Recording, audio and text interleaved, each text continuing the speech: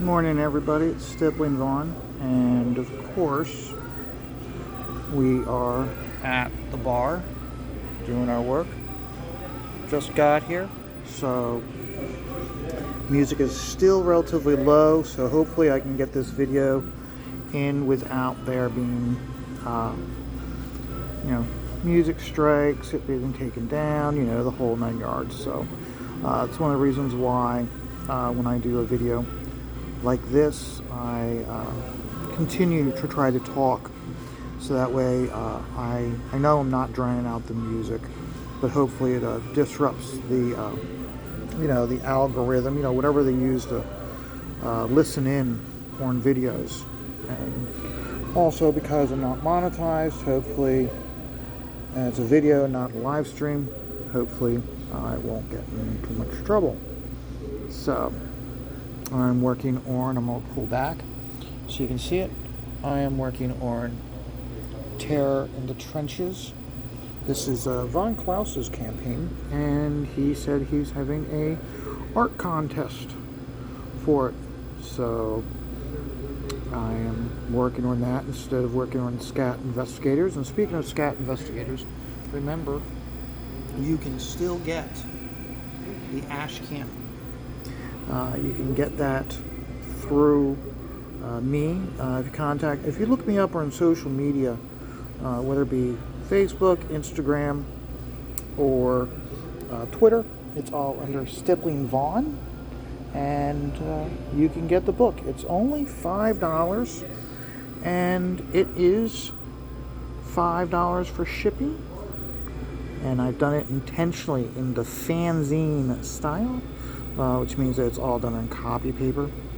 The reason why I have an ash can available is because I'm using a very unique method called stippling, and because it's relatively unknown and nobody uses it, I need to be able to have a method of being able to introduce you guys to this method. So it's the reason why I do these videos, even if I do them no sound, and I have the book available, so that way you guys can all have the opportunity to see it and become accustomed to this method of inking that I'm doing for comic books. So last night Shane Davis did a live stream, and on his live stream he introduced his Dale Keown cover for Inglorious Rex, which will be a part of his second campaign. Shane has been, whenever he's streaming, he has been reminding people that the campaign will be coming down soon. That's a good sign, because when Shane is about ready to take down a campaign, it means he's almost done, and it's relatively ready to fulfill. So I am very excited about that. So, and it started out with just a stream of him talking. And if you're not familiar with Shane Davis, I would encourage anybody to check out one of his streams. Some of his best streams are actually his draw streams, where Leroy is with him, and Leroy monitors the chat while Shane draws. And the reason why I find these to be the best streams is because generally Shane doesn't go on one of his epic rants, and he shows through conversation how knowledgeable he is about the comic book industry and how it was when he worked in the industry versus now. And when I say that, I mean how he doesn't just talk about the characters. He's talking about business end itself. He talks very in length about how Paul Levitz is the perfect example that I'm going to be using, as he's used it numerous times, about how Paul Levitz was really careful in monitoring the images and the dialogue in the book. So that way the characters couldn't be used. You couldn't like take an image, pull it out, just post just that image, and it has a completely different context from the story. The perfect example is it got passed. This is back. George Perez was doing the Titans, and here it's a panel has Starfire, and she is referring to Nightwing or Dick Grayson, and she's referring to him. I don't know what the situation, but he is not there, and she is in turmoil and emotional turmoil, and she needs him. And in the panel, she's going, "Dick, I need Dick," and it is, you take it out of context, it's very sexual. And when Paul Levitz was with the company, he was very, very concerned about that type of stuff being misinterpreted. The other example that Shane uses a lot of times is when you draw Batman, you could never have Batman holding a gun by the pistol grip. He would always have to hold the gun by the barrel because of Batman and his origin. Paul Levitz was very aware of that and monitored it very closely. That he couldn't have the character holding. Couldn't holding the gun. Couldn't actually have him use the gun, which obviously, when they were doing all these different DC movies, obviously they were not asking Paul Levitz his opinion, because there's a lot of times they show him using a rifle type of weapon, which I find to be very distasteful and out of place. That's when you look and go, well, that's not the Batman I know. Same thing with the movies, how like 9 times out of 10, especially with the Tim Burton movies, for the longest time it was always like Batman, he would not kill the villains, but he wouldn't save them. And that's important, because that's the one thing that got when Tim Burton did the Batman movie, both 1 and 2, it bothered me that Jack Nicholson as the Joker, how he wasn't able to save and lock up the Joker. Joker dies. Same thing with the Penguin.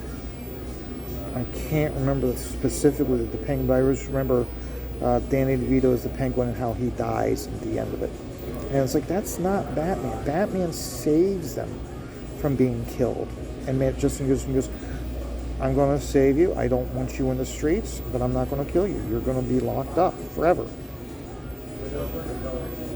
So, but this epic rant that we witnessed last night was by John Malin. Here they had Shane was very smart. He started the conversation off talking about respect, which is something we severely lack in this world. And he was talking about Wes from Critical Thinking, and he was talking about Perch. And now when I first started getting into watching YouTube videos about comics, Wes and Perch, I did not like Perch. Right off the bat, I just did not care for him. So for me, I just never watched any of his videos. Shane played a video that Perch recently did, where Perch is trying to play both sides of the fence. He's trying to be pro crowdfunding and the benefits of Comicsgate, but at the same time, he's being anti-Comicsgate. Why? Because he believes in the establishment of Marvel and DC. I will be completely honest. For me, I was a DC person when I was a kid, and got into Marvel also, but really got more towards DC when I found out that a lot of these artists were being treated better at DC than Marvel. So I was always actually more following DC books and wanting DC books to succeed because I know that DC's taking care of those artists. Whereas even before the whole thing with Jim Starlin and Thanos came to light, and him going public about it so that they would actually like reimburse him for what he's worth. I already knew that Marvel didn't really take care of their artists and their writers. So for me, I was always more of a DC guy because of that. So especially now with how they're treating the talent, I am much more inclined to do crowdfunding than, even more so now than before. Used to be, I would be like, it looks good, but I don't know if I want to spend that much money. Now, I don't have a problem with spending the $25 for a crowdfunded book because all these creators doing these videos, you're able to really see not just the work that they have to do in the drawing, but what all the work they have to do in production, fulfillment, and those are big things, and I appreciate them more. So it's like, yeah. Plus, also, they're getting every single cent of the money. It's not one of those where it's like you buy a book from Marvel and DC, and a lot of people have absolutely nothing to do with the book. Has to be paid, such as editorial staff, production, law, legal. So, for me, I am fully in support of crowdfunding. John Malin really went off on Perch, what he was saying. I would encourage anybody, before Shane takes it down or makes it private, to check out his stream from Saturday night, June 18th. It's a very good video. John Malin, he was borderline going into one of his epic rants. He always stopped himself though, so I don't know whether John is turning over a new leaf and not being so critical, or whether he is being considerate to the others in the group. Who knows? All we know is that when John goes on one of his epic rants, oh my God, they are beautiful. And it's one of those like, oh my God, you are expressing everything I feel, but just at an nth level higher. So, wow. So, I normally do a 15-minute video, and that's it. It's amazing how quickly 15 minutes goes by when you're talking, as opposed to when I'm just doing this and I know it's going to be a silent video. Like I said, the music is very low in the bar today, or currently. I know very soon the music will be turned up higher.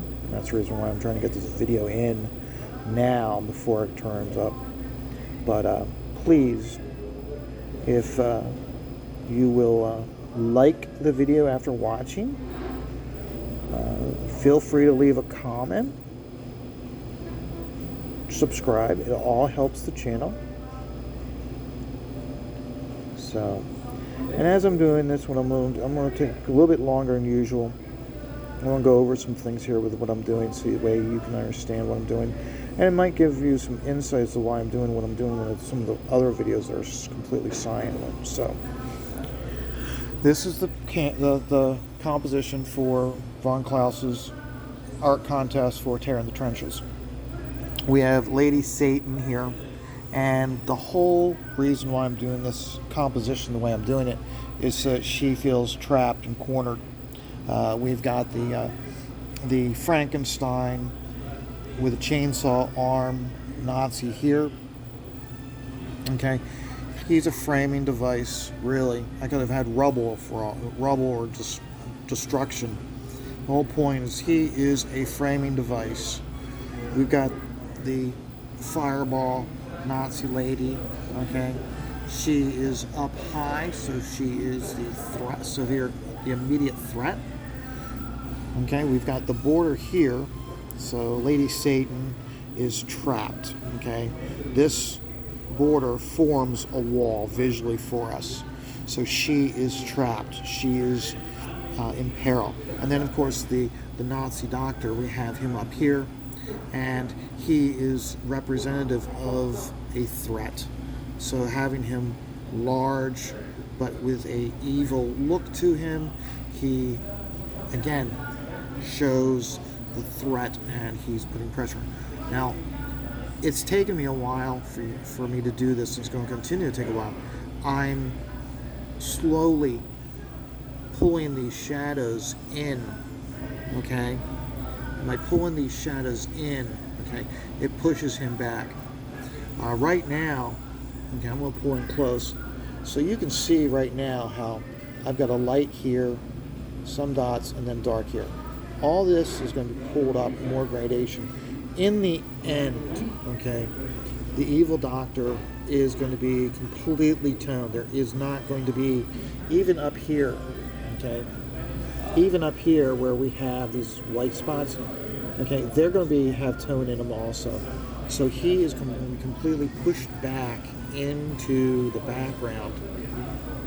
So, because remember, he is a representation of the threat that she is fighting against. So, I hope you guys enjoy this video. And like I said, like, subscribe, and feel free to leave a comment and let me know what you think. Okay, and lastly, again, remember, Scat Investigators. Okay, that's my ash can for the book I'm working on.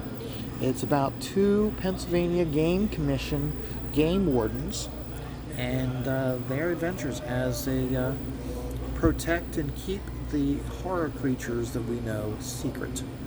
So, there we go. So, I'm going to get back to work. I hope you guys enjoy your day. And remember, life is stressful. Just take it one dot at a time.